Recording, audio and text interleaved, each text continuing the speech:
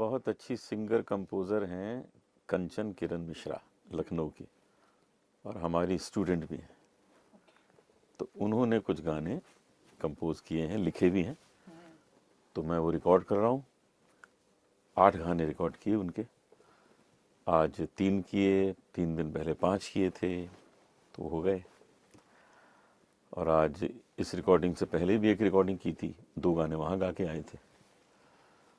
उस बीच में एक जाके मीटिंग भी कराए अपने संतोषी जी से, राजकुमार संतोषी जी से कुछ फिल्म की चर्चा हो रही थी उनसे।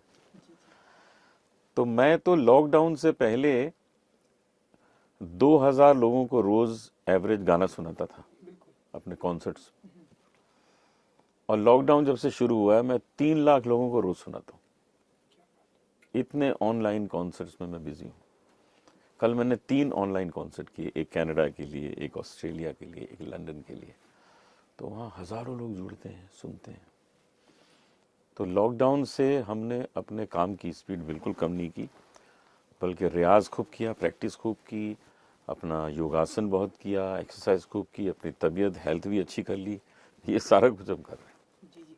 सो सर, लॉकडाउन के दौरान ऐसी कोई नई एक्टिविटीज़ जो आपने सीखी या आप लोगों को बताना चाहें? लॉकडाउन में सबसे बड़ी बात यह है कि आपको बॉडी, माइंड और सोल, इन तीनों को खुश रखना पड़ेगा। अगर आपने सिर्फ जिम में जाके एक्सरसाइज कर ली तो उससे कुछ होता नहीं है, उससे डोले शोले बन जाते हैं, लेकिन माइंड संतुलित नहीं होता। तो मन को भी संतुलित करना है, आत्मा को प्रसन्न करना है, और हेल्थ भी अच्छी रहे। अगर आपके कमर में दर्द है तो गाना कैसे गाएंगे? तो शरीर में दर्द भी ना हो, शरीर फिट रहे, इसलिए योगा भी होना चाहिए। मेडिटेशन करिए, आपका मन प्रसन्न रहे, मन संतुलित रहे, और आप योगा अभ्यास करिए, आपका शरीर खुश रहे। भजन गाइए, आत्मा प्रसन्न रहे। जी जी। ये सब करते हैं। जी, कहीं ना कहीं सर हम ऐसा माने कि ये एक टिप्स भी है लोगों को कि कोविड से कैसे बचा जाए। हाँ, यही तो है, यही चीज़ समझिए। और खूब च्यवनप्राश खाइए, सीतोपलादी चूर्ण खाइए, सुबह हल्दी जो है वो चाय की तरह गर्म पानी में पीजिए, एक लहसुन का फाँक खा लीजिए सुबह, और साथ में आंवले खाइए, नींबू खाइए, संतरे खाइए। तो बस इम्यूनिटी इतनी तगड़ी हो जाए कि कोरोना का पूरा खानदान आ जाए तो आपको छू ना पाए। छू ना पाए, जी बिल्कुल। एंड सर हम देख रहे हैं क्योंकि आप बैक टू बैक काम कर रहे हैं, तो सर आप अपने घर से ट्रैवलिंग करते हैं, स्टूडियो आते हैं, माइक पर आप जो है गाना गाते हैं, तो कैसे सारे प्रिकॉशन हम यहाँ क्या करते हैं, यहाँ आते हैं ना, पहले तो हाथ में ये सब सैनिटाइजर सैनिटाइजर लगाते हैं, उसके बाद हम माइक में लगाते हैं, फिर हम काम शुरू करते हैं। तो यहाँ अगर जर्म है किसी के पहले जिसने गाया हो तो वो खत्म हो जाए। क्या बात। एंड सर हमने लॉकडाउन के दौरान जहाँ पर आर्टिस्ट सोच रहे थे कि उन्हें कुछ काम मिले, उन्हें कुछ ना कुछ वो करे, हमने देखा लॉकडाउन में आपकी पाताल लोक आई, बहुत ही बेहतरीन वेब सीरीज़ जिसमें एक पॉलिटिशियन का कैरेक्टर आपने किया है, बहुत ही स्ट्रॉन्ग है। और उसके बाद अब हम देख रहे हैं कि पंडित दीनदयाल जी के ऊपर जो वो फिल्म आई, थोड़ा सा अगर आप बताएं कि कैसे पंडित रहा। दीनदयाल उपाध्याय जी के ऊपर फिल्म बनी है, और वो मैंने उसमें दीनदयाल उपाध्याय जी जब छोटे थे तो उनका टीचर का रोल किया है। कल हम सुनील ग्रोवर के शो में शूटिंग करने जा रहे हैं। परसों से हमारी और जसलीन की जो फिल्म बन रही है उसकी शूटिंग है, वो मेरी स्टूडेंट है। तो रोज़ ही कुछ ना कुछ चल ही रहा है। जी, तो थोड़ा सा सर क्योंकि पंडित दीनदयाल उपाध्याय जी जो है पंडित दीनदयाल उपाध्याय जी तो थे, उत्तर भारत की बहुत बड़ी हाँ, पर्सनालिटी उन्होंने थी। जनसंघ की स्थापना की थी। तो जनसंघ से ही तो सब बना है, बीजेपी वहीं से तो सब आई है। जी बिल्कुल। तो हम जब 7-8 साल के थे तब हम पंडित दीनदयाल उपाध्याय जी को मिले थे, उनको भजन सुनाया था। हम भी शाखा में जाते थे, वंदे मातरम गाते थे, अटल जी के साथ खूब बचपन में हम रहे हैं। नानाजी देशमुख जी के साथ रहे, अडवाणी जी को बहुत पहले से जानते हैं, मोदी जी, अमित जी, इन सबसे हमारे बहुत अच्छे संबंध हैं, पीयूष गोयल जी, तो सबसे हमारे बड़े प्यारे संबंध हैं। तो हम तो देश को प्रगति की ओर ले जाना चाहते हैं, बहुत आगे। जी जी। तो सर हम ऐसा माने कि शूटिंग कंप्लीट हो चुकी है और अब दीनदयाल उपाध्याय दीनदयाल तो उपाध्याय। फिल्म तैयार है, सेंसर भी हो गई, ओके। अब तो वो रिलीज होनी है, जी जी जी। तैयार है। एंड सर इन दिनों जो हम देख रहे हैं सर हमारे बॉलीवुड का जो हिंदी फिल्म इंडस्ट्री का जो सिनारियो है, आपने तो बहुत ही करीब से देखा है हमारी हिंदी फिल्म इंडस्ट्री को, जिस तरह से सुशांत सिंह राजपूत का केस आया और अब जो है ड्रग्स के ढेरों सारे मामले आ रहे हैं। कैसे देखते हैं सर आप इस जो हमारी हिंदी फिल्म इंडस्ट्री का जो प्रेजेंट टाइम का जो सिनारियो आप कैसे देखते हैं सर? ड्रग्स की सफाई होनी चाहिए और वो हो रही है। खूब पकड़े जा रहे हैं पेडलर्स, खूब चल रहा है, पूरे देश में चल रहा है। और जहाँ तक भाई भतीजावाद है फिल्म इंडस्ट्री में, मेरे हिसाब से बिल्कुल नहीं है। अगर वो होता तो फिर अमिताभ बच्चन कहाँ से आते, शाहरुख खान कहाँ से आते, अक्षय कुमार कहाँ से आते, अंशुमन कहाँ से आते, राजकुमार राव कहाँ से आते। इसका मतलब है कि ये सब कुछ नहीं है यहाँ। अगर टैलेंट है तो आएंगे। अब देखिए पृथ्वीराज कपूर जी के बच्चों में क्या टैलेंट है कि अभी तक करीना कपूर तक काम कर रही है, चौथी पीढ़ी है। तो ये तो तभी संभव है कि अंदर टैलेंट हो, डीएनए स्ट्रांग हो। और जहाँ नहीं है वहाँ वो लोग आते हैं, फ्लॉप हो जाते हैं। एक दो फिल्में लोग अपने बच्चों के लिए बना देते हैं, फिर रह जाता है। और अगर सिंगर्स में भी देखिए तो मंगेशकर परिवार में और कोई नहीं है। मंगेशकर परिवार ने लता जी, आशा जी, उषा जी, मीना जी सब ने गाया, हृदयनाथ जी। उसके आगे पीढ़ी में कोई नहीं है। किशोर कुमार जी का बेटे को टॉप का सिंगर होना चाहिए था, मुकेश जी के बेटे को, रफ़ी साहब के टॉप का होना चाहिए था ना। अगर कुछ वो सब होता जातिवाद और भाई भतीजावाद तो वो तो है ही नहीं क्यों वो नहीं आ पाए।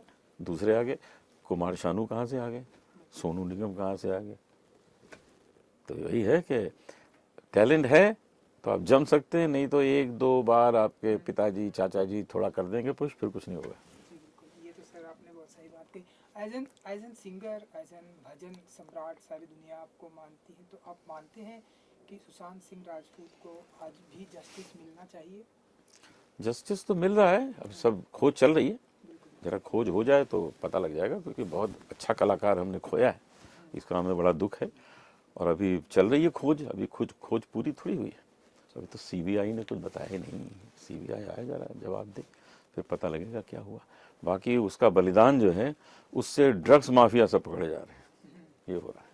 तो सर क्योंकि ड्रग्स के बारे में आपने जो एक सबसे कट टू कट बात की कि ड्रग्स का सफाया हमारी हिंदी फिल्म इंडस्ट्री में है, ये सारी बातें तो आज निकल कर सामने आ रही है। तो आप तो बहुत ही पहले से आप हमारी हिंदी फिल्म इंडस्ट्री को ढेरों सारे आपने भजन दिए, गीत दिए, तो आप मानते हैं कि ये पहले से चला आ रहा है लेकिन अब आज लोगों को पता चल रहा है, तो या बहुत पहले नहीं से था? आपने साधु संतों को नहीं देखा है चिलम पीते हुए तो बहुत पहले से चला आ रहा है। लेकिन अब जो ड्रग है ये बहुत हानिकारक है। वो इतनी हानिकारक नहीं हुआ करती, जो हुक्का पिया जाता था ना इतना हानिकारक नहीं होता था। लेकिन अभी जो क्या क्या आने लगा है, मुझे तो नाम भी नहीं पता है, वो चीज़ें इंसान को पागल कर देती हैं। तो इन सब चीज़ों को बंद होना चाहिए।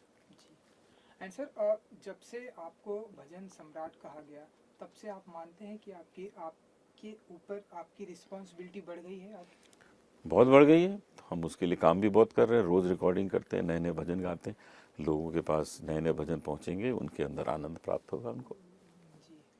एंड सर क्योंकि अब बिग बॉस जो है स्टार्ट हो चुका है, आप तो बिग बॉस के पार्ट भी रहे हैं तकरीबन, जहाँ तक मेरा नॉलेज है 1.5 महीने तक आप हाँ, 1.5 महीने मजे किए। आए। और फिर से सीजन 14 14वां सीजन स्टार्ट हो चुका है। आप बताइए आप कितना फॉलो कर रहे हैं, एंड जो कंटेस्टेंट आपने देखे होंगे कैसे आप देख पाते हैं, कैसे देखते हैं बिग बॉस सीजन 14 को?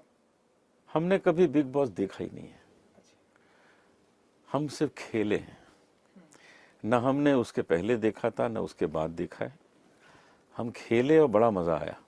हमने अपने एपिसोड भी नहीं देखे। लेकिन कोई ऑफ अपना रिकॉर्डिंग बाद में भी नहीं देखा कभी सर नहीं आपने? देखा, कभी नहीं। हमको इस बार थोड़ा इंटरेस्टिंग इसलिए लग रहा है, हमने देखा नहीं है लेकिन हमको दो लोग उसमें बड़े इंटरेस्टिंग लग रहे हैं। एक तो कुमार शानू का बेटा, जाम। हाँ, और एक राहुल वैद्या।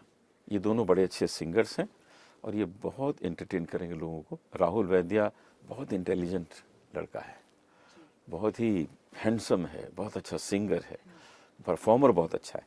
तो वो कुछ कमाल करेगा अंदर, मुझे लगता है वो जीत के भी आएगा, ऐसा मुझे लगता है।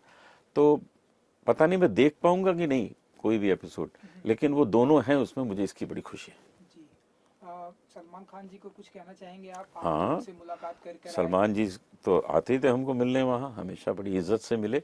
सलमान खान को ये कहना चाहूँगा कि इस बार बिग बॉस को कैसे करेंगे, मुश्किल है। एक कमरे में सब सो नहीं सकते, मास्क लगा के प्यार नहीं कर सकते, लड़ाई वड़ाई कैसे करेंगे, दूर से करनी पड़ेगी लड़ाई, क्योंकि 2 गज की दूरी है बहुत ज़रूरी, मोदी जी ने कहा है।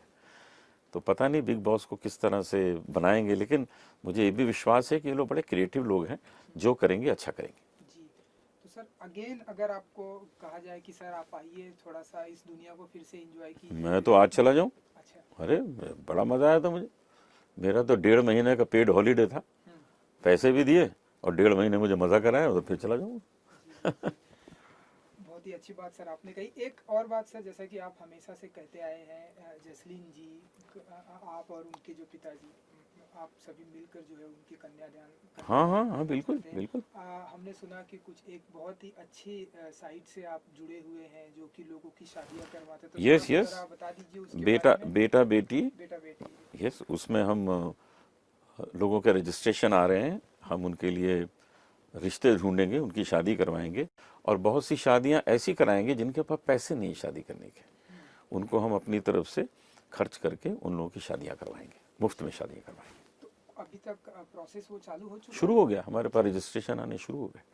कुछ तो शादियां आजकल आपने लॉकडाउन का कराई जो- पीरियड है ना, हाँ। लॉकडाउन के टाइम पे सब स्लो है काम, तो जैसे ही ये थोड़ा और रिलैक्स होगा फिर हम इस पे काम शुरू कर देंगे। जी, ये हमेशा बेसब्री से आपके अपकमिंग प्रोजेक्ट और आपके गानों का बेसब्री से इंतजार रहता है उन्हें।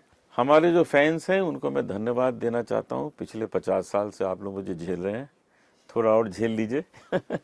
हम आपके सामने नई नई चीज़ें लाते रहेंगे, पेश करते रहेंगे और आपका मनोरंजन करते रहेंगे। सर आई थिंक थोड़ा नहीं, और 50 साल, क्योंकि आप 100 साल काम कर